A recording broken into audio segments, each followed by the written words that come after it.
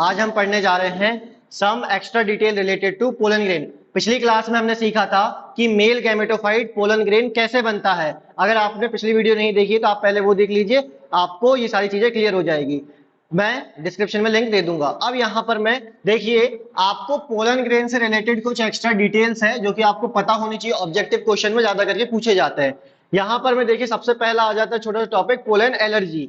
तो जो pollen allergy होती है किस कारण से होती है? पोलन ग्रेन के कारण होती है। अब पोलन ग्रेन क्या होता है? विंड पॉलिनेशन जब होता है, मतलब आपका जो क्या है पोलन ग्रेन, वो pollen grain male reproductive part जब फीमेल रिप्रोडक्टिव पार्ट के स्टिग्मा तक के जाता है तो वो विंड पॉलिनेशन के थ्रू जाता है। तो उस दौरान अगर कोई भी ह्यूमन बीइंग जिसको अस्थमा या ब्रोंकाइटिस डिसीज है वो कांटेक्ट में आता है पोलन ग्रेन के, तो उसकी बॉडी रिस्पॉन्ड करने लगती है। उसको हम क्या कहते हैं? पोलन एलर्जी कहते हैं। तो जो पोलन एलर्जी होती है क्या वो सभी पोलन ग्रेन से होती है? नहीं, स्पेशली जो आपके पार्थिनियम ग्रास एग्जाम्पल के रूप में जिसको गाजर घास कहते हैं, कैरेट ग्रास, उससे होता है। देन इसके बाद आ जाता है आपका पोलन एज फूड सप्लीमेंट। तो पोलन ग्रेन को फूड सप्लीमेंट में भी यूज करा जाता है अदर कंट्रीज में, वेस्टर्न कंट्री जो है।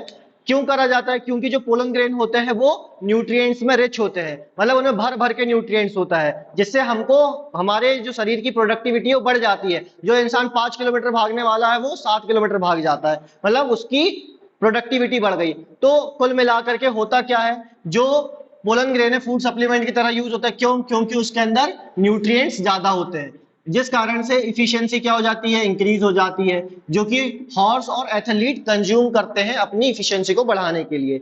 देन इसके बाद में अगर बात करी जाए तो किस किस रूप में मिलता है? टैबलेट्स और सिरप के रूप में मिलता है। अगर बात की जाए अदर यूजेस की भी है इसकी, जैसे आपको शेक एंड क्रीम बनाने में भी जो रहता है पोलन ग्रेन का यूज देखने को मिल जाएगा। इसके बाद आ जाता है viability, viability of pollen grain. कुल मिला के जो पोलन ग्रेन का लाइफ स्पैन है उसको वेबिलिटी कहते हैं। तो जो पोलन ग्रेन होते हैं उनकी लॉन्ग वेबिलिटी भी होती है, शॉर्ट वेबिलिटी भी होती है। तो जो रोजिएसी, सोलेनेसी, लेग्यूमिनेसी फैमिली होती है, ये प्लांट की फैमिली होती है, इन फैमिली की हमेशा लॉन्ग वेबिलिटी होगी। कितनी होती है? लगभग फ्यू मंथ्स तक की होती है, ठीक है ना, फ्यू मंथ्स। जबकि अगर हम बात करें जो शॉर्ट वेबिलिटी होती है वो सिर्फ और सिर्फ लगभग 30 मिनट्स के लिए रहती है, हाफ एन आवर के लिए रहती है। Half an hour means 30 minutes. तो किसकी होती है? वीट और पैडी की, मतलब गेहूं और ज्वारस के जो पोलन ग्रेन है वो सिर्फ 30 मिनट्स तक के ही सर्वाइव कर सकते हैं। अगर 30 मिनट्स के बाद वो स्टिग्मा के कांटेक्ट में आएगा तो पोलन ग्रेन कोई काम का नहीं है।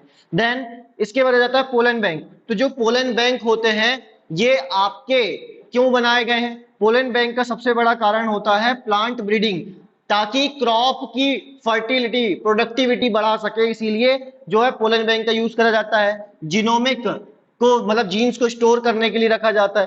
पोलन बैंक जो होते हैं इसमें पोलन ग्रेन को स्टोर करके रखा जाता है -196 डिग्री सेल्सियस के टेम्परेचर पे, जो कि आपको लिक्विड नाइट्रोजन का देखने को मिल जाएगा। लिक्विड नाइट्रोजन का सेम टेम्परेचर होता है -196 डिग्री सेल्सियस। इसमें क्या होता है, जो आपके पोलन ग्रेन है वो उनकी सेल डिवीजन वहीं रुक जाता है, मतलब वो अपने आगे की लाइफ को नहीं करता है। जो वेबिलिटी है वहीं पे रहेगी उसकी, जैसे ही वो उस टेम्परेचर से उसको निकाला जाएगा तो वो यूजफुल पोलन ग्रेन होता है। आई होप आपको सारी चीजें क्लियर हुई होगी।